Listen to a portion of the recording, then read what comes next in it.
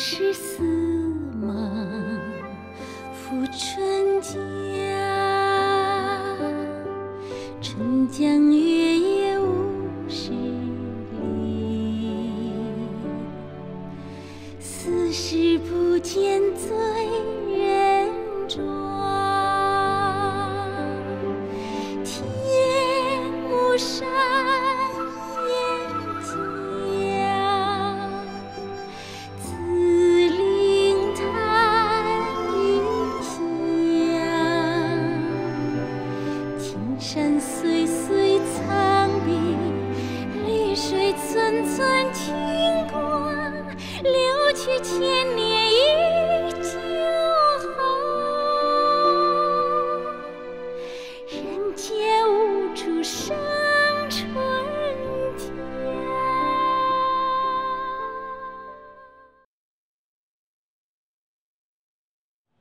2个月了，停滞不前。问题到底出在哪儿？这许吉祥集合了其他9家厂，这软硬不吃统一战线，拿他一点办法都没有。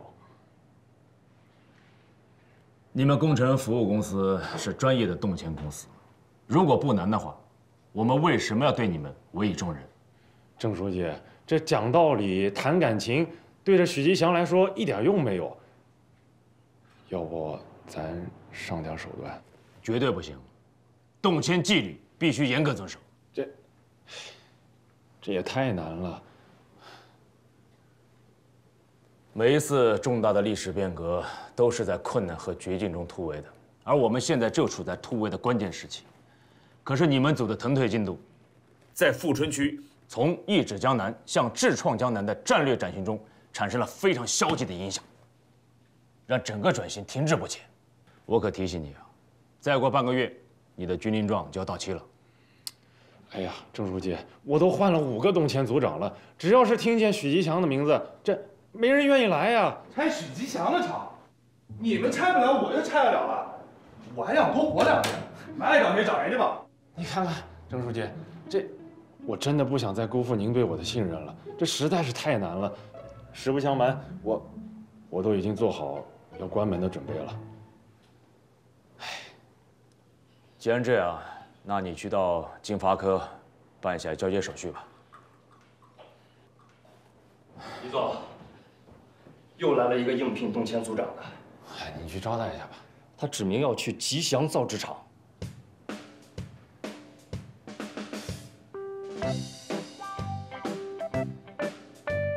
李总您好，我叫许哲腾，我的朋友都叫我许折腾，因为我呢比较爱折腾。别折腾了，我们这儿不需要海归，我们这儿需要的是拆墙挖雷能够清除障碍的工兵。我就是工兵。行，你知道这个许吉祥是什么样的一个人吗？我在这个行业干了这么多年，2个月他没让我踏进去过他的厂半步。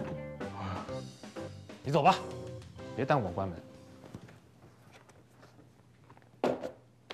许吉祥，许家大唐人，1962年7月份出生，高中毕业，17岁参军，侦察兵出身，后因为立功升为连长。88年退伍回到农村，93年任村书记，98年租用了村集体的土地办吉祥造纸厂。为人霸道，性格火爆，爱掀桌子。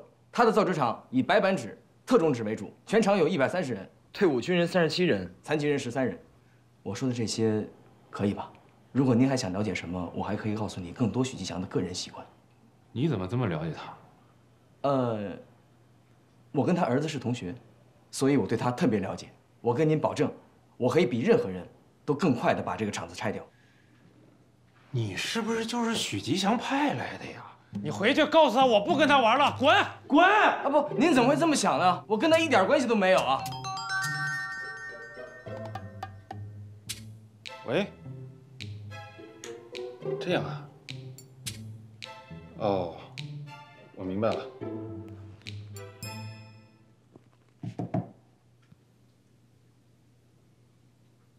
李总，你已经耽误了2个多月了，再多耽误几天也不会吃亏吧？你为什么要点名拆这个许吉祥的厂啊？你跟他有仇吗？我跟他有仇，不光是我，所有富春的人都跟他有仇。他们这些做造纸厂的，把绿水青山都毁成什么样子了？这些造纸厂早就该拆了。我在欧洲留学的时候，看到他们的经济发展也一样的好，但是呢，人家的农村没有造纸厂，说明当经济发展跟环保产生冲突的时候，发展一定要让路的。啊，行，我听不懂你这些。这样，我给你10分钟，你能让我从这个办公室走出去，我就录用你。怎么了？怎么了？没听懂啊？我给你10分钟，你能让我从这个办公室门走出去，我就录用你。李金喜，你耍我呢是吧？不想聘用我的话就直说，你这么着绕来绕去刁难我有意思吗？这是你的办公室，你要自己不愿意出去，我能把你给抬出去吗？你把这些聪明智慧用在我身上，不如用在许吉祥身上，这样厂子说不定早就拆了。净搞这没用的，什么都没用，就会放屁。哼！你说什么呢你？我说你没屁用，就会演领导，你这种人啊，就引咎辞职吧。你。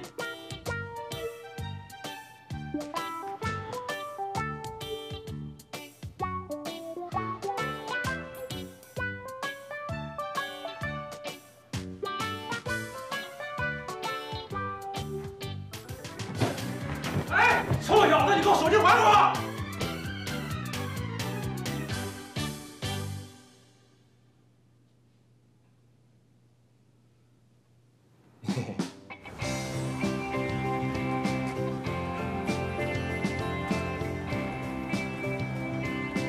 许吉祥，终于落我手里了。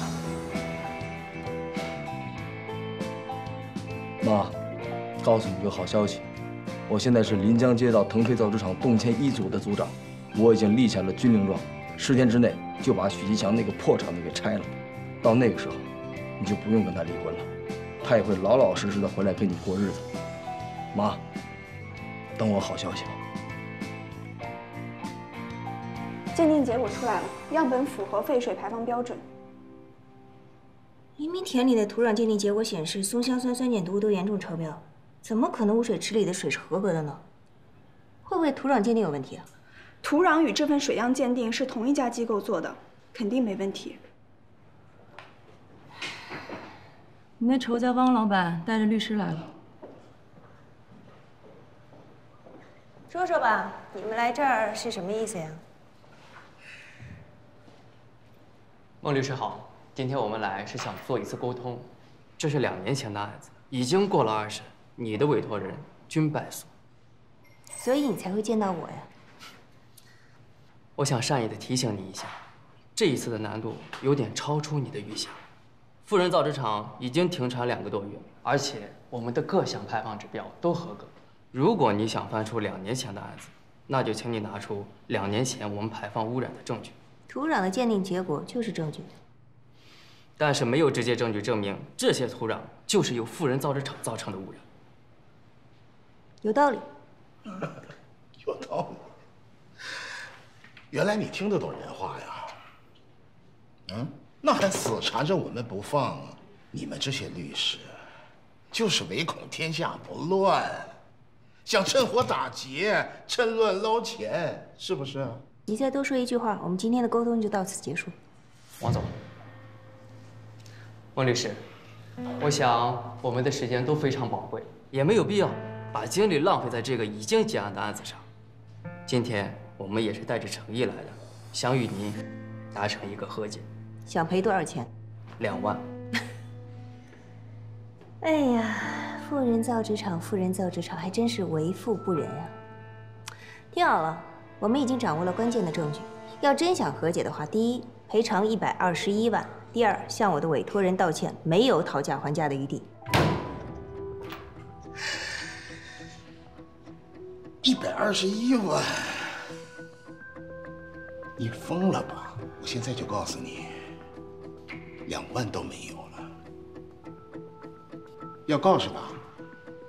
你让他告，那我就不送了。孟律师，如果你有关键的证据，那就请你出示一下。如果说是，我们立马按你说的办。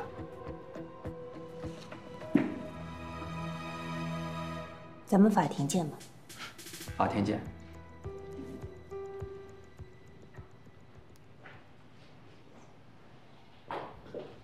你疯了？哪有证据啊？大但是他们不知道呀，他们今天来，不就是想探探我们的虚实吗？很快就要开庭了，没有证据，我们肯定要输。到时候你我律所都成笑话。放心吧，我就没输过。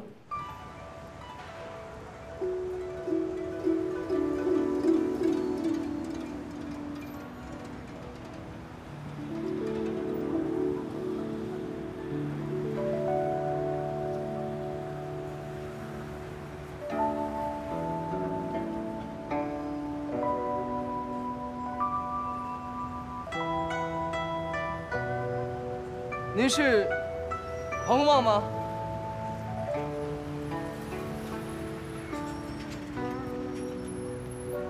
小傅，你总算来了。您认得我？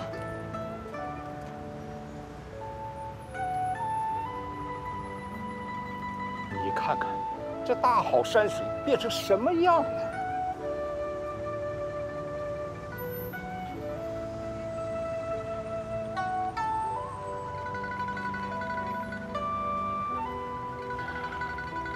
要画，你画吧。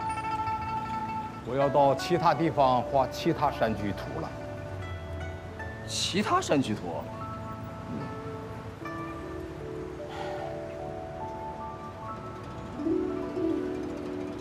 哎，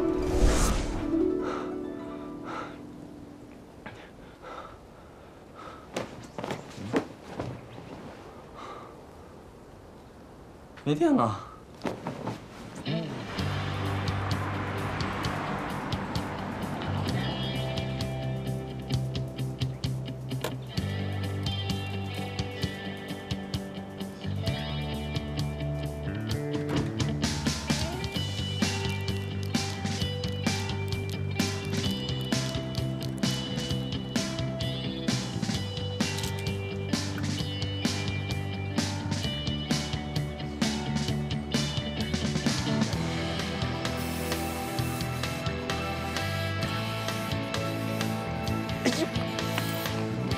你疯了！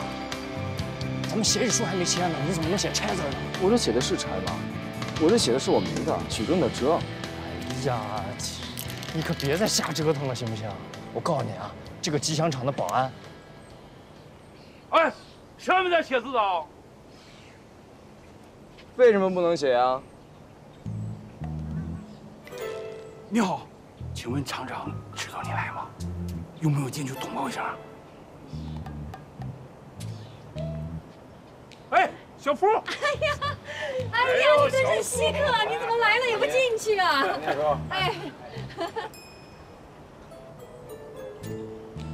字儿写的怎么样？这不折叠的折吗？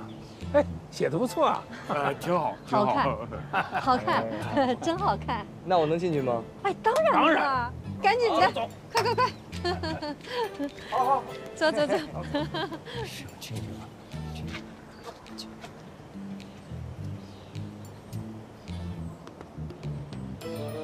李总果然是高明啊！李总，哎，李总，您为什么要用他呀？他可根本就没干过这一行啊！他是郑书记的人啊？您怎么知道啊？是郑书记给我打的电话，让我留着他。哦，所以他要拆吉祥厂，就等于是郑书记要拆吉祥厂嘛。这楼新盖的啊！哎呀，我那时候就在，那时候就有了。没有，他出国了。有，哎呀。哎，米，啊，冯林叔，其实有个事儿没跟你们说。什么事儿啊？我现在呢，是临江街道腾退造纸厂动迁组1组的组长。我这次回来啊，还是带着任务。我的任务是让许吉祥签字动迁。啊？动迁？你是那拆厂的？去，那是对外的身份，我对内还有一个身份是卧底。我这次回来呢，是想帮大家把这个动迁费给抬上去。哦，就是多挣钱呗。对，多挣钱，多挣钱。哎，等会儿啊，这事儿你爸知道吗？我不能让他知道。动迁行业有一个不成文的规定，凡是亲戚就必须要避嫌。如果让别人知道了，我这个卧底就当不成了。所以丰年叔，你一定要守口如瓶，对任何人保密。保密。行，我们俩不说。丰年叔，米，我想问问啊，许吉祥他现在对动迁这个事儿是什么看法呀？你家直接问你爸不完。我跟他哪能说到一块儿？你又不是不知道。这毕竟是亲父子，这个时候肯定是要帮忙的。我跟你说啊，小付，你爸的意思呢，就是趁着现在其他厂都关门了，纸价上涨了，赶紧多生产多挣钱，1年以后再拆。真是威尼斯的夏洛克，想的还挺周到啊。什么夏洛克？纸啊！2个月了，终于进来了，厉害！那姚主任就有请吧。啊，小付，组长，请这边请。是郑组长，不是副组长。啊。这干嘛？孟律师，我们来这儿干嘛呀？富人造纸厂污染的样本检验结果出来了，是合格的。也就是说，虽然你家的土壤被污染仪是经法院认可了，但如果不能证明是富人造纸厂造成的污染，那我们就得败诉。这儿能找到证据啊？我怀疑啊，他们有别的排污口，我准备飞到他的厂区上空去找一找。啊，不用这么拼命，孟律师，顶多我们官司不打了。这上天入地的太危险了。你放心吧，我是持证上天，你就在这儿等我的好消息。拜拜。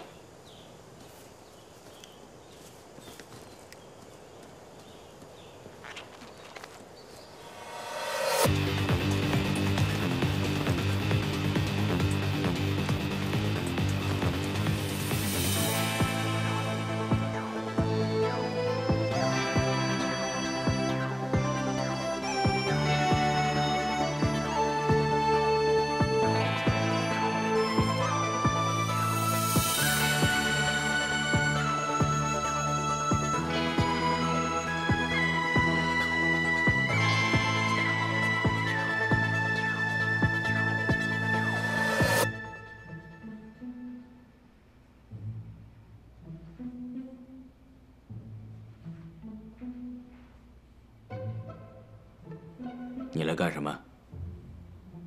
我来挽救你。你小子加入邪教了？现在全杭州都在向高质量绿色经济发展，腾退造纸厂是最关键的一步。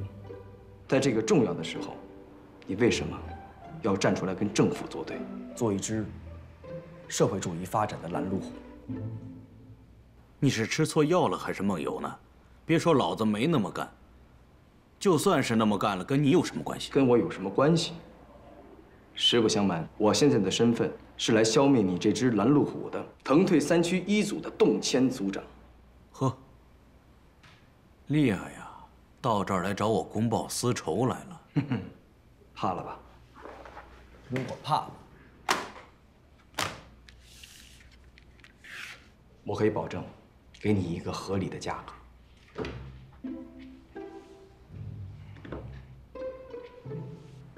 你要干什么？我现在是政府动迁干部啊！你要打我的话，这是暴力抗法，是可以把你抓起来的啊！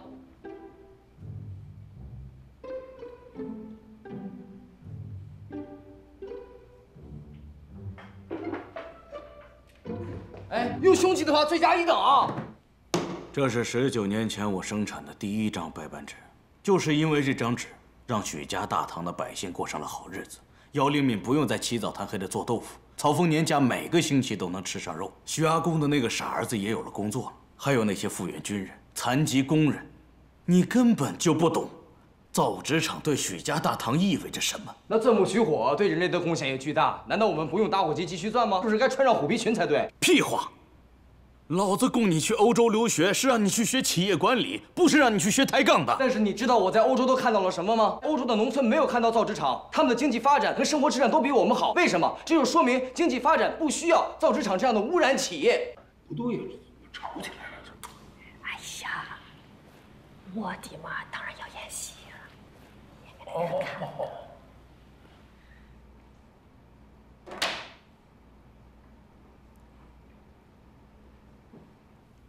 你是猪吗？不长脑子啊！那些所谓的发达国家，哪个是一步登天的？哪个不是经历过用环境换发展，然后再加上掠夺，才成为后来的强国的？我们国家起步晚，当然要走这必经之路。这发展经济跟打仗是一样的，打仗就要有牺牲。我们牺牲一点环境来换经济发展，发展成世界经济强国，这有什么错？收起你的老道理吧，说的比唱的还好听。对于我们来说，你的想法现在就是顽固、冷血加愚蠢啊！你说什么？你的大道理虽然头头是道，但是你为什么不能学点别人好的，非要学别人走的弯路呢？哪怕是知道点别人走弯路总结出来的经验教训也好。你要不懂的话，我可以免费告诉你。来，告诉我。说这个道理就是，当环保与经济发展产生冲突的时候，发展必须得让路。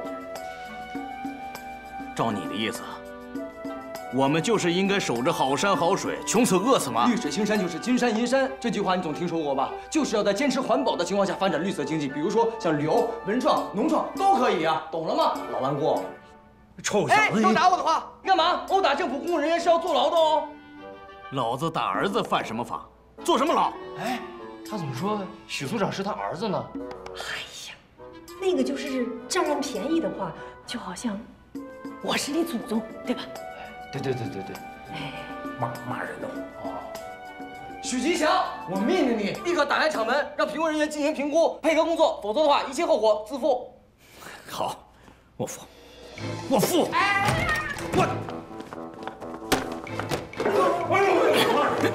别拉我！别打，这是外人，别打。你干什么呢？是不是跟那臭小子一伙呢？不，我不认识他，我是来买纸的。哦，不好意思啊，让你见笑了，赶紧请客户喝茶。啊，我得赶紧先把那臭小子收拾了。哎呦，不行，得出事儿，这要。你给我站住！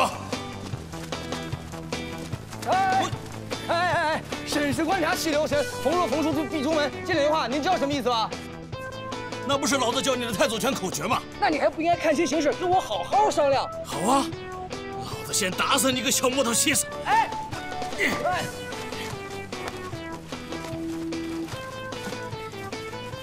臭小子，我就不信你不下来！我告诉你，我今天来不光是代表政府公务，我还是受人之托。你把他叫来，我一块收拾了。彭公望，你知道吗？他给我托梦了，说就是因为你这个破厂子，他连《富春山居图》的画都画不了了。你不仅残害现代人，还迫害老一代艺术家，还要毁了世界名画，不光摧毁年轻人。你下来，我告诉你点事儿。你上来，我听你说。我先把你打成名画挂墙上。你要干嘛？我得帮老板打他呀。那是老板儿子。下来！到底是父子啊，那配合的真好，演的可真像。笑！站住！你个小木头妻子，你去告诉那个李金喜，天王老子来了，我也不拆。我也告诉你，许吉祥，你这场我是拆定了。就算是神仙下凡也救不了你！让开！看什么呀？小心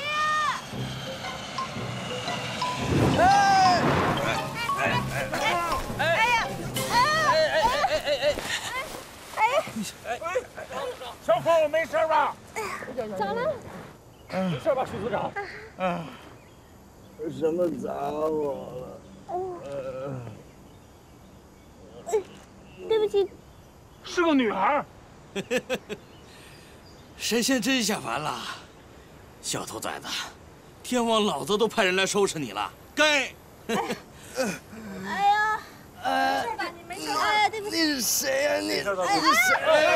哎呦，什么？来！哎呦，这下够呛。你谁啊？为什么要砸我？许组长，你没伤着吧？你谁啊？干嘛呀？啊？什么情况？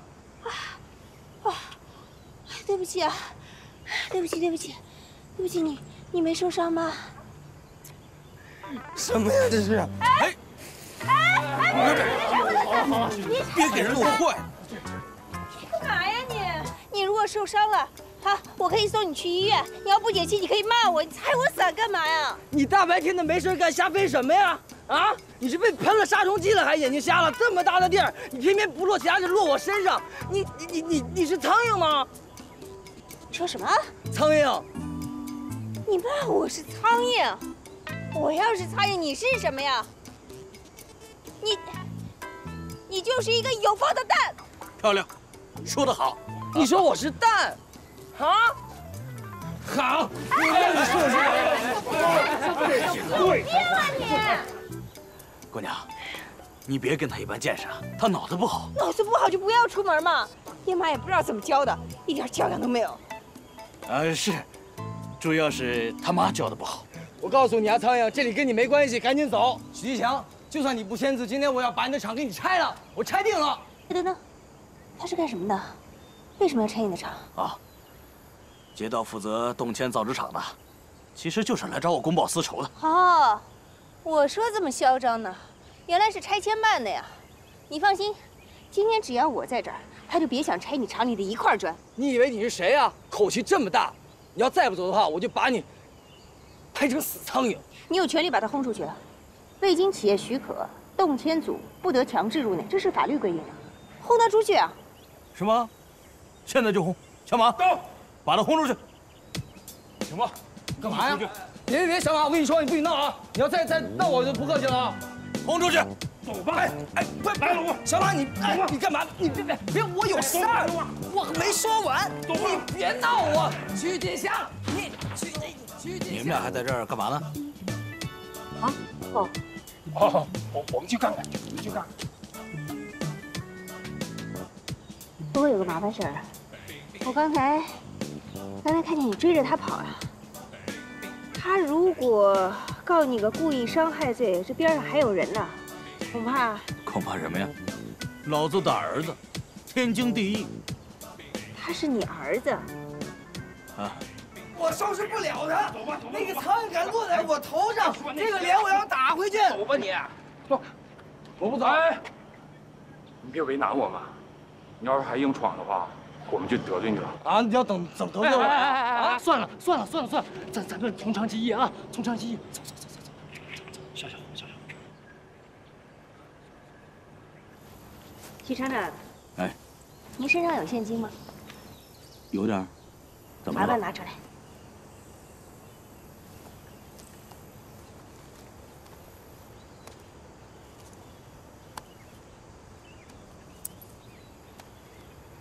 现在，我愿意以1块钱的价格作为代理律师，为你提供1个小时的法律服务，你同意吗？那必须同意啊！不过1个小时之内你就能拿下许家富？2分钟就够了，给李金喜打个电话吧。哦，稍等啊。通了。你哪位？我是吉祥造纸厂许吉祥的代理律师。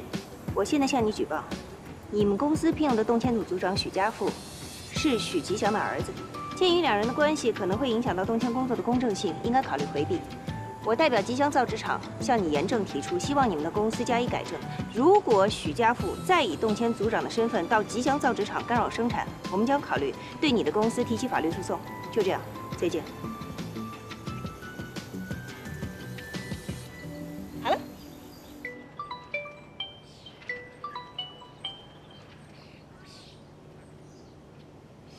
喂，李总，有事儿跟您汇报一下。许家富，你和许吉祥是不是父子关系？是，但是不是像您想象的那样。您先听我跟您说，你被撤职了。撤职？为什么呀？真被撤职了？是，我是亲耳听到的。许家富还问电话的人为什么撤的职呢？去吧。太厉害了你啊，小莫律师，一个电话真就把这小子拿下了。谢谢。别客气，这是他咎由自取，他破坏我的伞就必须受到惩罚。你这样，你把型号告诉我，我买个新的给你。不用，这伞国内也买不着，我专门定制。哦，小莫律师应该也是留过洋的人吧？这玩的都是新潮的东西。其实我更喜欢中国传统的东西。从小就有个田园梦，尤其喜欢富春江的山水。见质一遍习，千山贵指托，素心见深写，万事俱灵。什么意思？这是谢灵运的《富春主》，是赞美富春江的绝美景色。说的是呢，山的阻挡没有让江水愤怒，反而觉得两山相重处可以脱身安命，因为这样的美景加尽心中的牵挂，得到了安放。从此世间万事不值一提。您说，这样的美景，是不是值得从天上一看呢？真没想到，像你这么新潮的年轻人，居然对中国传统文化这么有研究。哎呀，这相比起来，我真是个没文化的大老粗。术业有专攻嘛，我相信许厂长在造纸业应该也是个响当当的人物。您这个造纸厂被您管理的井井有条、一尘不染的，应该没有哪个造纸厂能做到像您这样。所以，您绝对不是大老粗，当属人杰。过奖了，我就是个农民，什么人杰，真是不敢当。农民怎么了？中国人的智慧就来自于田园乡间，因为这里充满灵气，所以造就了无数人杰。您就算是一个。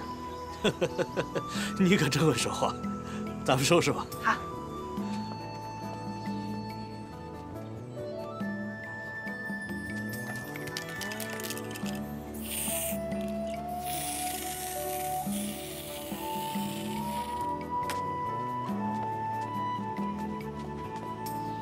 你等着，我早晚拆了你！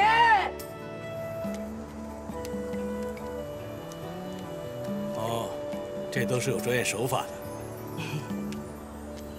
许厂长，我还想提醒您一下，杭州市的城市工作会议刚刚提出了邕江发展战略，整个杭州呢将从西湖时代走向钱江时代，所以关闭造纸厂没事儿，是大势所趋，您还是要有个思想准备。这个我知道，可我还是不明白，我们已经把污染降到了合格范围之内，怎么还是不行呢？白板只是富春的一张名片，为什么非得要撕掉呢？富春的名片是《富春山居图》，《富春山居图》之所以能够受到全世界的推崇，就是因为它展现了极尽山水之美，人与自然幸福共存的和谐之美，而不是为了人的幸福破坏自然的幸福。自然是重要，可人更重要。我认为自然应该是为人服务的，而且我们一直在控制污染，我们的排污标准绝对是达到国家环保要求的。第一，您只是这些厂里的极个别现象，不具有普遍参考意义。第二，遵循环保优先的经济发展是当今的潮流，没有讨价还价的余地。对于一个必定要被淘汰的行业，最优的选择就是尽快的淘汰，从而才能把资源投入到寻找新途径上去。对不起，我没有针对您的意思啊，可能是职业病吧，就是爱说，爱卖弄。没事，差不多了吧？我去把车开过来。麻烦你。不麻烦。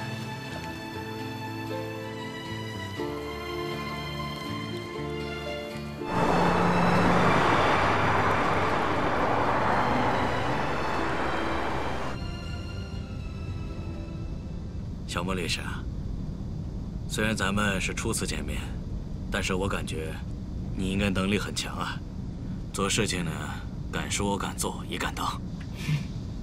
许厂长刚才说的应该是糖衣，那炮弹是什么？你看我说什么来着？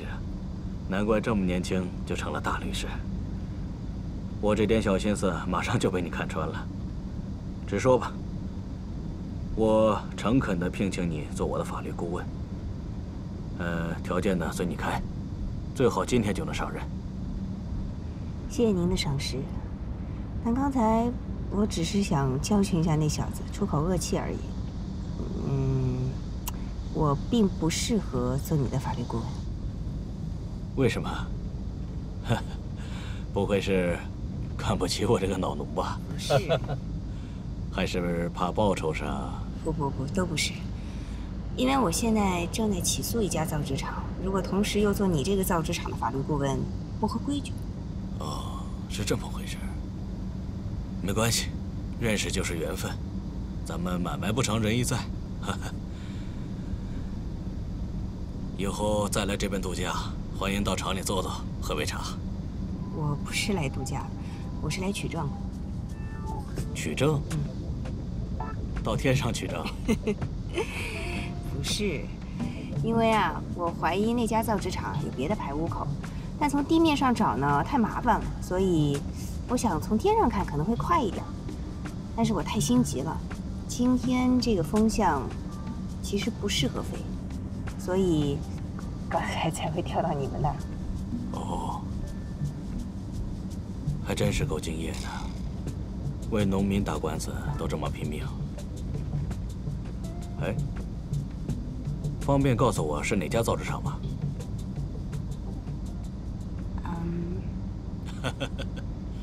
放心，我不会给他们通风报信的。我最憎恨的就是这些害群之马。他们为了自己省点钱呢，专门应付检查。一有检查的，他们就启动了污水处理车间。人一走，马上就关闭设备，通过暗道排污。真的有暗道？当然有啊。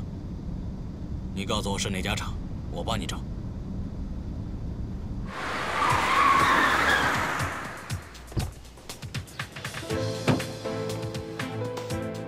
同志，这边增压器。哦。你找谁？哦，我找郑书记。郑书记他不在，你找他有什么事儿？他不在。上班时间人不在，老百姓去找谁解决？那请问他在哪儿啊？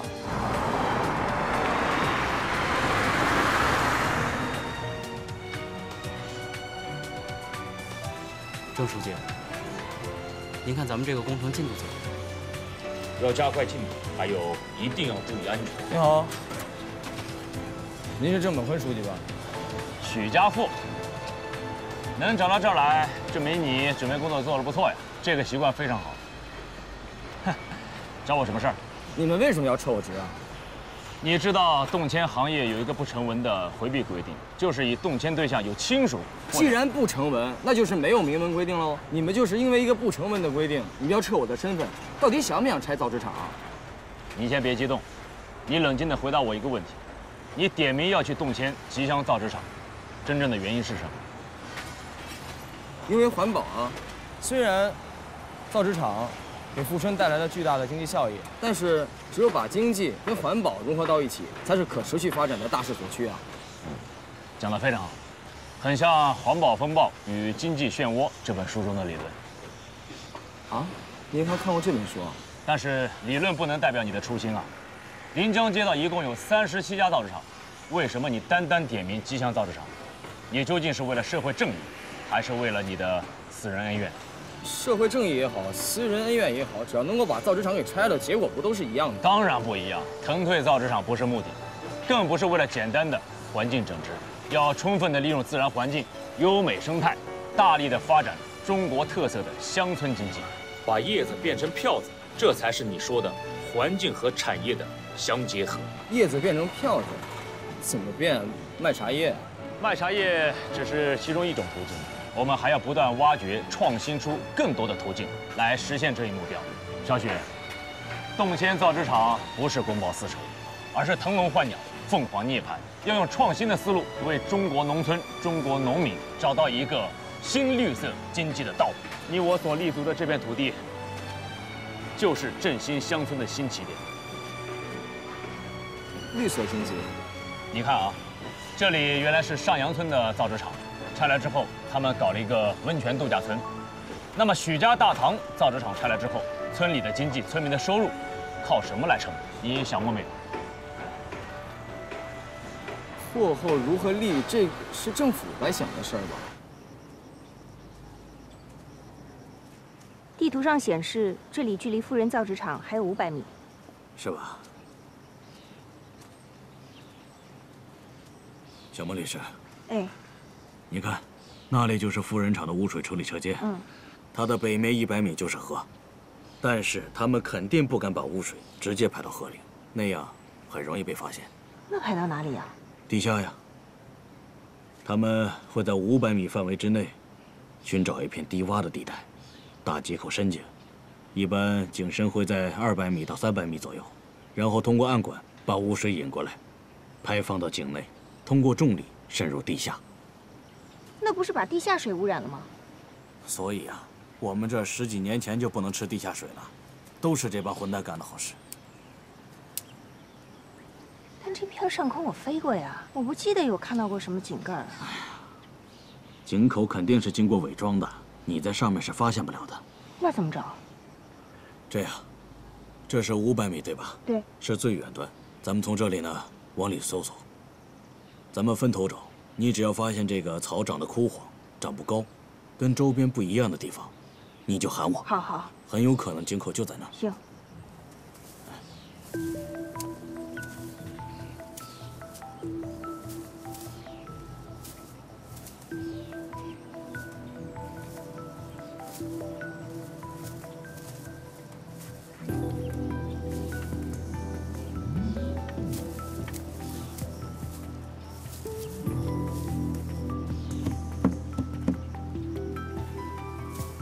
小孟律师。啊？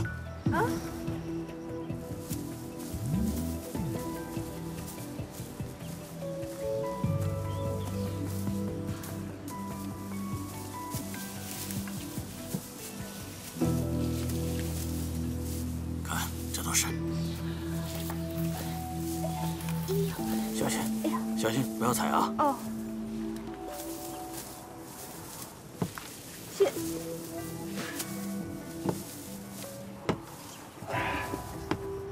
哎呀！看到了吧？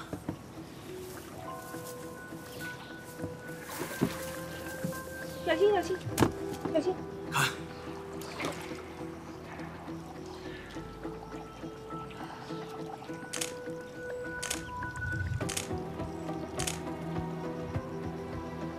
小豹，那边那儿还有3口井，你都做好标记，都拍一下。好，我先把这口井里的样品取个样。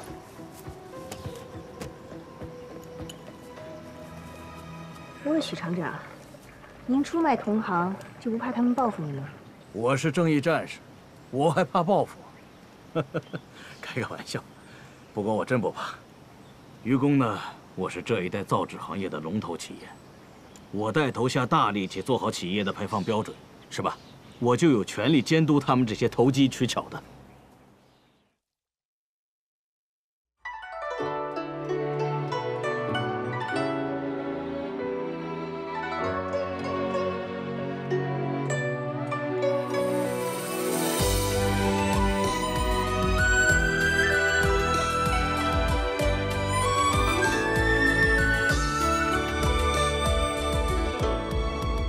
山峦绵渺，水托虹桥，浮绕江南，醉梦多少？风若丝线，雨声渐悄，春色烟云，轻一笑。长夏宁静，凛冬风高，山中田园，故土难老。深秋多情，梦春来早。举身故乡，与世为道。像枝头绽放的凌霄，天龙间千年酒一泡。绿水青山，何须寂寥？祖先的风度可以笑傲。借一点嗜好，绘出壮美好明朝。嘿，像枝头绽放的凌霄，天龙间千年酒一泡。绿水青山，何须寂寥？祖先的风度可以笑傲。